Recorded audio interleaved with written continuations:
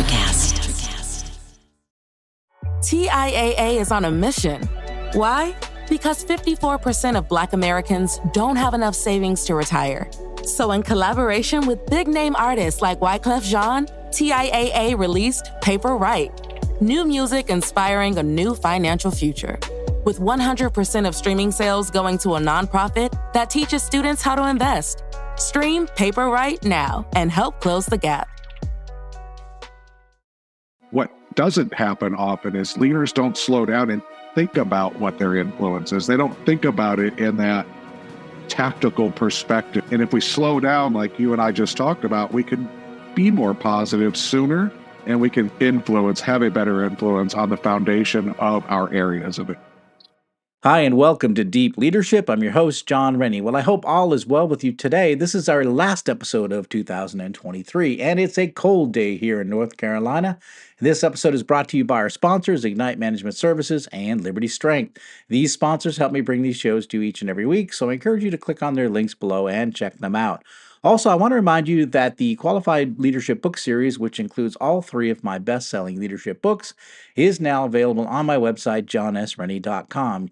You get all three books for 15% off the Amazon and Barnes & Noble price, but this offer is only available on my website. This is a perfect way to get 2024 off to a powerful start. So check it out at johnsrennie.com. Well, that is it. Today we're going to be talking about positive influence, and my guest is Dr. Brian Smith. Brian is the author of a new book called Positive Influence, Be the I in Team, where he helps leaders transform their influence into a force for good. Now, I really enjoyed talking to Brian about this important topic, and I know you will as well. So, are you ready to dive in? Let's get started.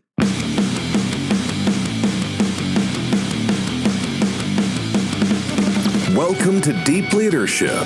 Leadership is a people business. That's the philosophy of your podcast host, John Rennie. As a former Cold War submarine officer who spent 20 plus years leading businesses in corporate America before starting his own manufacturing business, he knows that leadership matters. Are you ready for some real-world actionable advice from John as well as his expert guests? I'm ready. The show starts right now.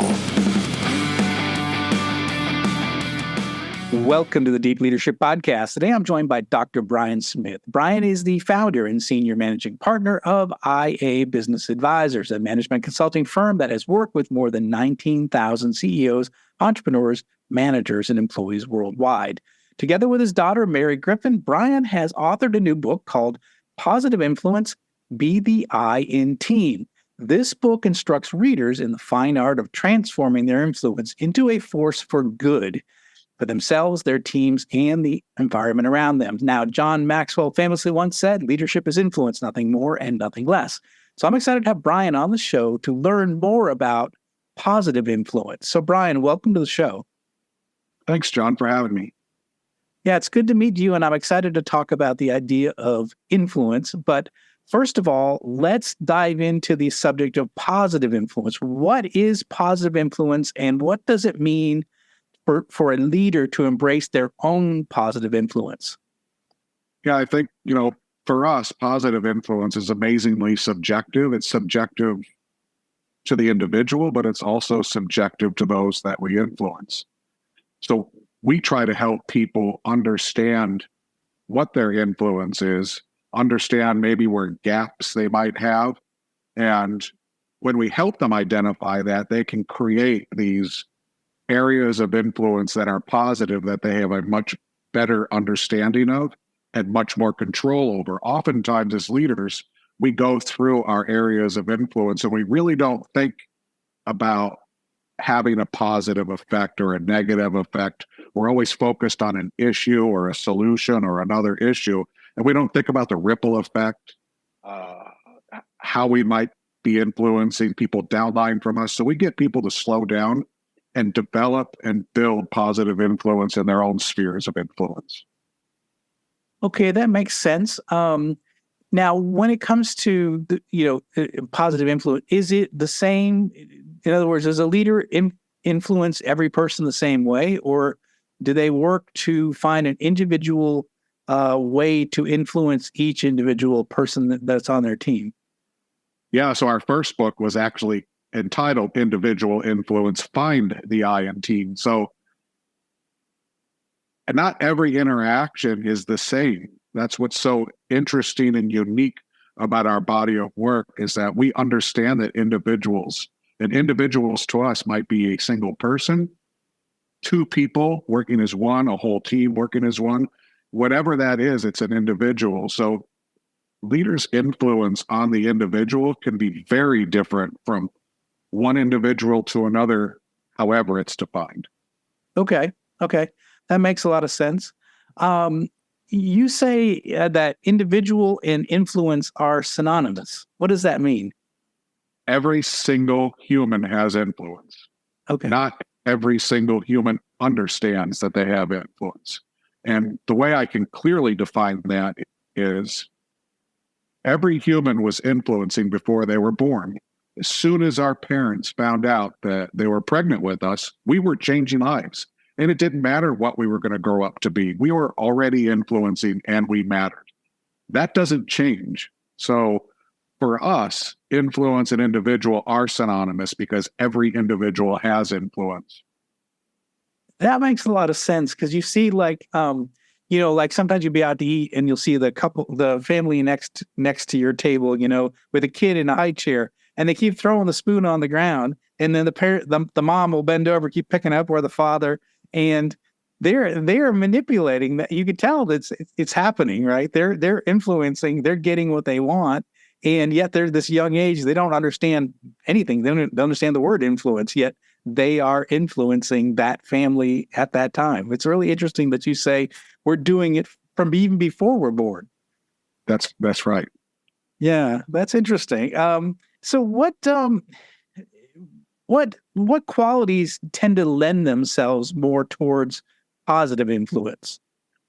Well, I think that people who slow down, people that listen to learn about the other humans in their life, I think it's the key advantage of a leader, is that we listen to the people that we influence and we understand what it is they need from us and what it is we have to give them to be successful. You can't be a leader if you're not giving. If you're always taking, you're not really a leader. So I think it's really important to listen. I also think it's really important to lead by example, not just by words. And those two are probably the two that we try to instill in our clients and in our team members everywhere, all the time. I like that you bring that up. One of the things I talk to graduate students, I do a little leadership presentation to graduate students, and one of the things, a story I tell them is my first days on board a nuclear submarine when I was brand new and I was given a team, the reactor controls team, and I was told that I was their leader. And when I looked around the team, I realized that every one of my sailors was more experienced than me, and they were older than me, and yet I was the guy in charge. And the reason I bring the story up is because these students one day are going to be in that situation where they may not be the oldest and the youngest, yet they still have to lead. And the question is, how do you lead when you are not necessarily the oldest and most experienced person on the team? And I talk about the idea of slowing down. I talk about listening. I talk about asking questions, observing, and learning the team. And it sounds like it's almost like it's developing positive influence in that first early stages when you come into a role like that. I believe it does. And, those of us that are in this role to positively influence through thought leadership and teaching people the things that you and I teach people, we all have very similar ways of presenting these ideas. What doesn't happen often is leaders don't slow down and think about what their influence is. They don't think about it in that tactical perspective. It's all very subjective, very reactive. We're oftentimes asking for forgiveness for our actions or for our words. And if we slow down, like you and I just talked about, we can be more positive sooner, and we can leave a better influence, have a better influence on the foundation of our areas of influence. Well, you talk about lead by example, and one of the things I talk when I'm talking to these students too is that it's not just necessarily our words that have influence too. It's just our actions and what we set as priorities. They see it. Are we late to meetings? Are we do we not address bad behavior or bad performance? Almost everything that we do affects our influence. I tell the story of when I went through the plant one time and I looked up and there wasn't a safety mirror. I'm in manufacturing. I looked up, there wasn't a safety mirror in a blind corner, and I just looked up and there was one of my employees was with me. I didn't say a word. I just looked, and the next day I came back, there was a mirror in that spot, and I never even mentioned it. And it was like, so we influence as leaders. We influence even sometimes without any words, and that's one of the things that I think is fascinating about influence is that all eyes are on you at all times. And so we influence others almost all the time. Yeah. That's a good point, John, because we talk about the influence of our body language, the influence of our atonement, how we act, how we inspect. And as people work with us, they can pick up on those little key ideas and body movements we have and our eye movements, and they can learn from that, and they can also anticipate what it is we're doing and become better themselves. And they learn that from us being patient and us teaching them and slowing down and giving them an opportunity to learn from us. Yeah. I love this. This is such an interesting topic to me because I think you're right. It's there. It's almost like the thing that we do that we don't talk about or don't think about as leaders, but it's essential. It's absolutely essential what we do.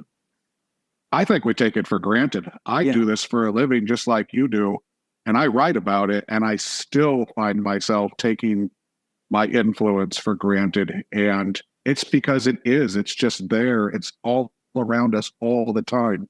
And sometimes it's overwhelming to think about it, but then it's also empowering. Yeah. So my question to you is, we have like influencers all around us, social media influencer, and I see these things all the time. People call themselves influencers, but that doesn't necessarily embody the idea you're talking about positive influence. What's the difference between an influencer and somebody who's a positive influencer? Well, I think some of those people could be positive influencers, or let me rephrase that. They are positive influence within their area of influence. To me, what happens is they become famous and then they try to step outside of their area of influence. And it's at that point that they risk being positive. When you have somebody who's on TikTok and, doing this and everybody's turned them into a viral influencer, and then that person decides to give election advice or other kinds of advice that they're really not qualified for, but people actually listen to that. That's when they stop being a positive influence and they start being irresponsible with their influence.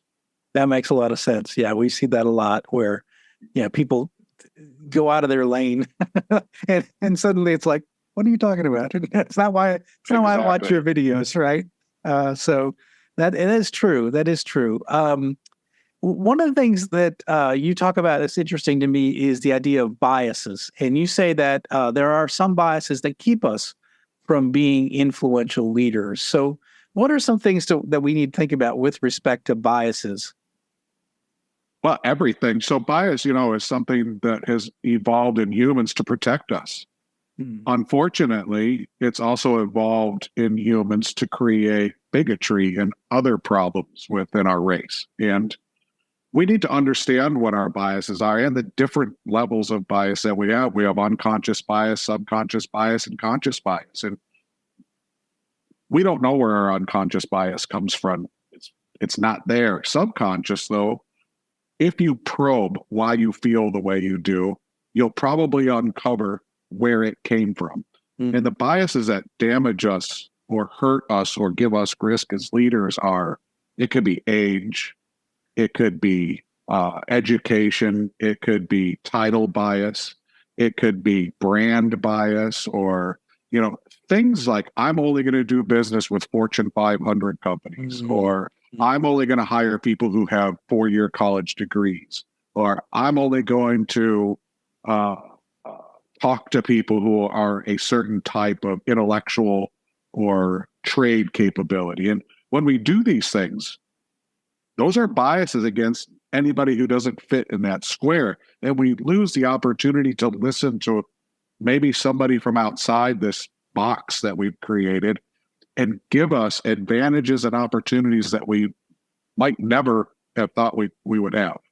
And I have an example of that. There's a person in our organization that runs one of the largest divisions of our company who was the general manager of a hotel that we owned. And he wanted to move away from Oregon after we sold the hotel. And I said, well, the only place I have for you is in a warehouse. And he said, I'll take it. And we put him in a warehouse, even though he was a general manager of a hotel. The reason we did it, I knew he could learn. I could trust him. And he was really good with people. And all the technical skills we needed from him in that warehouse, he could learn. And now he runs the company. I love that. I love that. It's interesting, too, because like you said, the biases sort of protect us, right? They help us, they keep us from harm. It's like an ancient thing in our brain, right? But it does prevent us from, like, hearing alternative views, meeting with people with different backgrounds, educations, life experiences. And, I probably was guilty of that as a younger leader, sort of, because this was my view of the world, and it's the right view of the world. But I would say the older I get, the more and more I've been pleasantly surprised, shocked, just by where the ideas have come from throughout all the years I've run business. They haven't always been from the highest educated person with the most experience. Oftentimes it comes from, somebody who sees things a little bit differently. So I'm kind of always out looking for the crazy idea or the alternative idea that doesn't come from a mainstream thought process. So I think over the years, and I'm just curious, does that make sense that the older or more experience you have, the more you're willing to open up to alternative ideas, or do we get more fixed with over life's experiences? I think it's both, honestly. I think some people grow better than other people. Those of us who have slowed down and thought about what it is to be a leader and what it is to lead many other people that come from diverse backgrounds, we approach these things a little bit differently. We learn these lessons a little bit more consciously. Others have to be learning to it. Something has to happen that forces them to slow down and say, why don't I like this type of person, or why won't I do business with these types of companies? And then challenge the bias and have somebody give them that lesson. And then they go, oh, wow, look, yeah, maybe I can apply that in other areas of my leadership. We'll be right back after a quick word from our sponsors. As a leader, you're responsible for the mission and the people assigned to you. Regardless of the size of your team, employees are depending on you for their lives and careers. For the sake of your team and the people who entrust you with this role, you need to master the skills to become a great leader. Best-selling leadership author John Rennie is proud to introduce the Qualified Leadership book series. This new series teaches you how to become a people-centered leader. Great leaders know that employees who are respected, appreciated, and allowed to grow will go the extra mile. These books provide real-world leadership wisdom written from a hands-on perspective. If you want to be a more effective leader, this is the one book series you should read this year. This 3-book series contains the following best-selling leadership books: I Have the Watch, You Have the Watch, and All in the Same Boat for one low price of $39.99. Begin your journey to become a leader worth following. Go to johnsrennie.com and get your order in today. This episode is brought to you by Ignite Management Services. Ignite is led by Mike Watson, who you might remember from episode 137. Mike and his team believe that everything starts with leadership. Whether it's strategy execution or cultural transformation, it's the role of the leader to create the conditions for their people to succeed. The team at Ignite can help you develop critical habits to enhance your leadership capability and transform your business. Ignite Management is now offering the Resilient Leadership Assessment Tool. This is an online questionnaire designed to assess and guide leadership development, coaching, and team building. It provides leaders an opportunity to gain insights into their leadership strengths and development needs. After taking this assessment, you will receive a custom, detailed report that provides practical and actionable recommendations to enhance your effectiveness. I have taken this assessment myself and found it to be extremely valuable in helping me make changes to my leadership approach. Right now, Ignite is offering 15% off the price of this tool to the Deep Leadership audience. Go to ignitemanagement.ca and enter the code START15 at checkout to get started today. This episode is brought to you by Jeremy Clevenger at Liberty Strength. As a high-performing leader, you know that leadership isn't about telling people what to do, it's about leading by example. And for most people, the one area that they are lacking when it comes to leading by example is their health and fitness. By improving your health and fitness, every other area of your life improves. Your energy skyrockets, your sleep improves, your confidence increases, and more. But how can you get and stay fit as a busy leader? Well, you do what you've always done. You hire the best people for the job. Don't struggle on your own. Put Liberty Strength in your corner. Jeremy and his team will work with you to take your physique, mindset, nutritional habits, and more to the next level with his step-by-step, all-inclusive coaching program. I've worked with Liberty Strength for the past 2 years, and I'm in the best shape of my life, and I'm still hitting strength personal records at 56 years old. If you want to step up your game, reach out to Jeremy at libertystrengthtx.com to find out more and get your initial consultation scheduled with him today. Yeah, I agree. I think that's good. I think sometimes it's good to when we have an opportunity in life where something outside our conventions surprises us. I always love that. I always say that, well, this is just my experience. I always say the best ideas come from the quietest person in the room, because that's my experience. Is that typically the introvert is not talking in a meeting and they're thinking. And I always want to talk to that person, because I always feel like they have some idea they've been thinking about. They're just not necessarily that of the personality type that are willing to shout that idea out like others. So I always want to listen to the quietest person in the room, because I'm always excited, or I'm always thinking that they've got something that, worthy to say.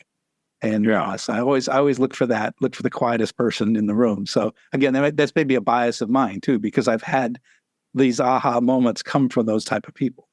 So yeah, I think you learn who those people are, and not all of the quiet people are, but when they drop those nuggets after being quiet, then you learn that's the guy that's always going to sit over there, and I'm going to have to maybe pull something out of them once in a while. Yeah.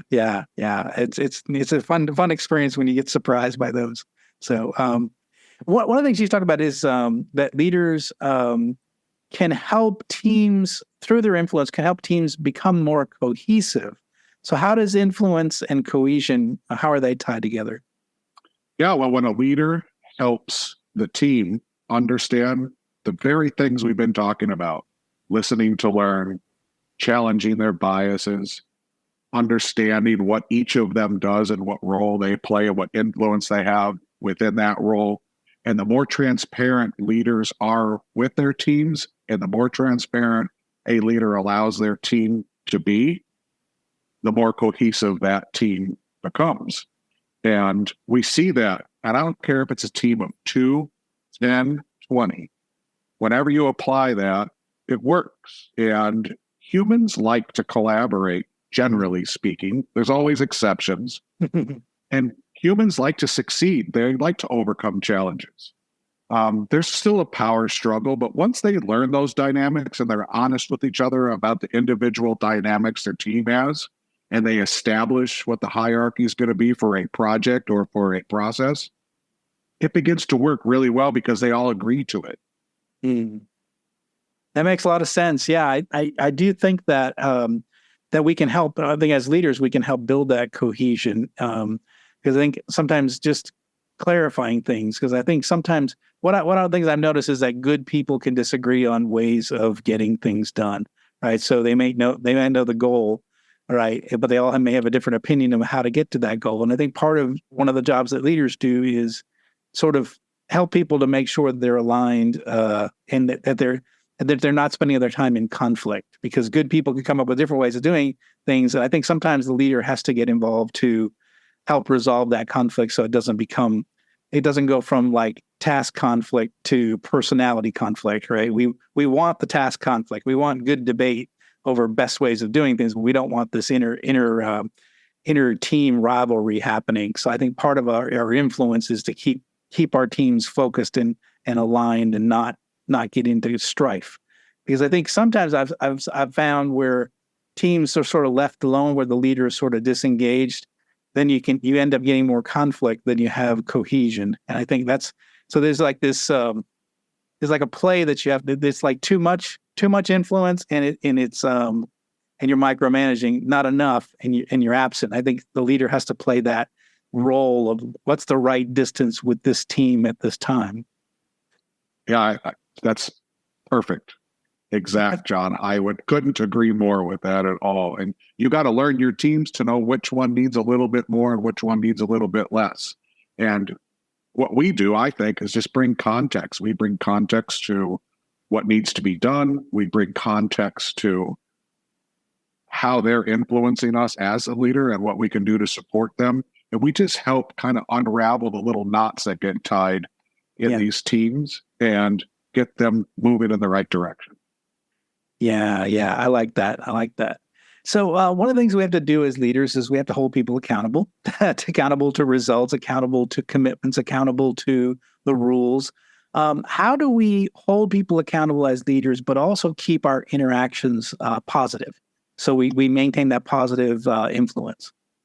Yeah, so for us, we teach SMART. So if you don't, SMART goals are pretty well known. We actually convert them into smart communication and smart tactics. Nice. And we challenge that when you give somebody direction, it's smart, it's specific, measurable, attainable, realistic, and timely. And we get feedback from them on that. We ask them, is this a realistic? Can you get this done? Is this the right time? Do you have all the measurements you need? Do you have all the specifics? And these are smart communications that happen. And when you do that, accountability happens because the expectations are set up front and agreed up front in a smart way. We rarely have accountability issues. And when we do, they're generally exceptional. And we find where smart wasn't actually played out. We could go to it and say, look, we missed specifics. We missed a measurement. We didn't understand something, so attainment or realism wasn't right, or we didn't know that something else was happening, so it wasn't the right time. But there's always a breakdown in SMART, and part of learning and understanding accountability is applying SMART and being more quick about applying it and getting through that cycle faster and not making that same mistake again. Yeah, I like that. I think one of the areas that where leadership can get tied up is when there's miscommunication especially on a project. And it's like the worst thing in the world. You get to the end of something and you realize that the person doing the work did it wrong, right? and you feel bad because it's your mistake as a leader. And anytime there's communication, there's a sender and a receiver, and the sender has their intentions, and the reader or the listener will have their own biases in their mind as far as what they're thinking you're saying. And I think the idea of using smart communications and tactics is the idea of being very specific, so that there is no miscommunication. Because one of the areas that we can struggle and we can waste time and we can burn a lot of extra energy and create frustration for our team is when they're doing work that isn't what we as the leader intended for them to do. So I like this idea of using the SMART goals mindset and bring it into communications. That makes sense. It's been very effective, John, for us. The number one thing is when you have a team that's all on the SMART playbook, all they have to say to each other is, what wasn't smart about this? And everybody knows what that means. And they get to resolution much faster. Yeah. I like that. That's good. That's good. It gives you a systematic way of doing communications that everyone can get on board with. And so the follower can say something like, I'm not clear on the timeline here, right? Exactly. I'm not clear on the specifics here, like this, and so they can push back. But if the entire organization is on a smart frame, the follower knows they can push back if there's one item that's been sort of left off or is vague. Exactly. Yeah. So it's not just left on the leader. I like that. That's definitely a different way of approaching communication that I've heard before. So I like that. I like that a lot. Yeah. Yeah. It's been very effective for us and for our clients. Yeah. Yeah. That's really good. So when it comes to one of the areas that we deal with a lot in business is different generational point of views. I'm 56 years old. I'm getting on the latter end of the age in the workplace. I was always the young guy and suddenly it's changed. But so what are some things we need to think about with respect to generational points of view when it comes to positive influencing people? Yeah, I think it takes us back to our earlier discussion about listening to learn, ditching the bias, like you're too young, I'm not going to listen to you, or you're not educated enough, or you don't have enough experience. And we need to build bridges, and they don't have to be solid bridges at first. They could be rope bridges at first. And we have to build bridges to the other generations. We have to listen to them. We have to include them. We have to be transparent with them. And then we have to share with them the exact same thing. We're going to do this with you. Maybe you should try doing it with us. Let's find a way to meet in the middle and make this gap that everybody thinks should be between us gone. And we can solve this together. Yeah, it goes back to that bias thing you were talking about earlier, too. We could be biased towards, oh, this is a millennial, and they're going to think this way, or, this person's a new employee. One of my biggest pet peeves is the way we treat new employees often. I did 22 years in corporate, and one of the things I saw is we took young people who worked really hard to get their degree, were excited to come work for our great company. This was their dream job. And then we take them, we put them in a corner in a cubicle, and we give them grunt work to do. And we never give them a chance to work on the big projects and to make a difference. And the mindset is well, you got to earn your keep just like I did. And to be honest with you, a lot of those people get frustrated. They come in and they're excited. They're given 100% to everything. And after the first year, they're given 50%, or maybe 30% because they realize that, oh, I'm just going to be doing grunt work for the next 5 years. And so that excitement level, that passion they have for coming to our companies goes away because we don't give young people a chance to make their mark or give them a chance to push themselves. So I see that bias quite heavy in corporate. And it's because we have a mindset of safety. We don't want anything to go wrong. Everything has to go right. We don't want any mistakes. And the thing is that that's where people learn. We have to give them the opportunity to do projects, make mistakes. And so, if listeners, if you're listening in, find your young people, give them something to do that's meaningful. And you're more likely to have an employee a lot longer if you're going to give them challenging projects and things to do. And don't just think because they're young and they're inexperienced that they can't contribute. So that's one of my pet peeves. So I had to jump on that one. So, yeah, well, that's a good one. And you're right. Give the young people a chance, challenge them. You might be surprised how they rise. Yeah. Yeah. And sometimes we as leaders, we don't want to challenge people. We think we're being nice by not giving people challenging assignments. But I know you're probably like me. I wanted the hard things. Give me the hard things. I want to do the hard things. And that's where I find my fulfillment is doing difficult things.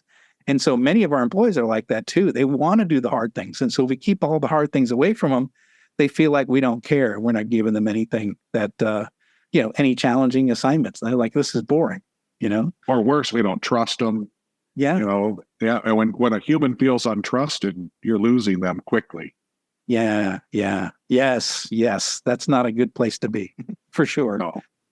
So what final message would you like to leave with our audience about this really important topic? Yeah, the message, John, that I like to leave every time is that every person matters in your organization. And that includes the people that aren't in your organization, but influence your organization, your people's families, the people in their spheres of influence. But everybody matters. And no matter where you're at and your station in life, you have a purpose, and do that purpose to the best of your ability. And you will always keep going forward because you matter. And I think people forget that they matter. They lose sight of contextually just how important they are. There isn't anything in this world, this building I'm sitting in started with people who dug ditches. And without them, we wouldn't have this building. That's monumentally important. And I think we lose sight of just how important every single person is in our society. Well, I could not have said that better myself, because that's something that truly believe in too. So, Peters, that's a great message to end this conversation with, is that every person matters in your organization. Absolutely important. And I love that, how we ended on that note. Brian, how can people find out more about you, your company, and this new book that you have out? Yeah, well, our company is iabusinessadvisors.com, and you can go there and read all about what we do. We have a prolific blog page. We have a podcast called The Daily Influence. Our books are available on Amazon, Positive Influence, Build the I Team, and Individual Influence, Find the I Team. And my new book's coming out in the first quarter next year, and it's called Responsible Influence. So we're really excited about that as we continue this work in the influence world. I sense a theme. Yes. The I in team is influence, is it? Yes. Yeah, I love that. It's really a great message. And we're going to go ahead and put links in the show notes, listeners, for all of those resources. I highly encourage you to get this book. I think we don't, as Brian mentioned, we sort of overlook the idea of influence. It's there, it's in the room with us, but we kind of overlook it. And if you really want to be effective as a leader, you need to be thinking about influence and thinking about your personal influence that you have on your team. And as Brian mentioned, and their families as well. So you're not just affecting, the 12 people in the room with you, it's their families and that you're influencing as well. So very important thing to remember as leaders. So Brian, I really appreciate you coming on the show. I learned a lot, and I'm really excited about this idea of influence and the work that you're doing with the books that you're writing on the subject. So thanks for coming on the show, and thanks for doing what you're doing. John, thank you for having me. It's been a great time. Thank you. Thank you again. Well, that is it for today. Thank you for listening to Deep Leadership. If you like this podcast, please subscribe and share so we can continue to build a world with better bosses. Until next time, this is John Rennie saying take care and lead well.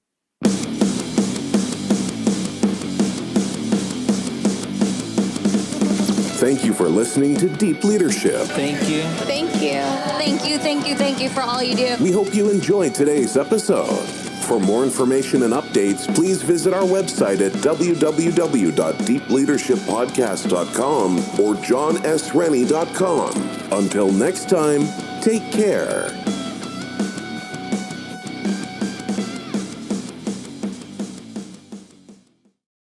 Miles, are you ready to record our promo for Season 2 of the Wanna-Bet podcast? David, have you ever seen a grown man naked? Miles, we're not here to quote lines from Airplane. We're here to tell people that Season 2 starts August 18th. But I like Airplane. I know you do, but Wanna-Bet is a sports betting podcast. Each week we bet $1,000 on the NFL teams and games that we love. Well, that sounds like fun. It is fun. And last year you picked over 60% of your games correctly. How'd you do? We're not talking about that. We are telling people that they can find us every Friday. So no more movie quotes. Roger. Electricast.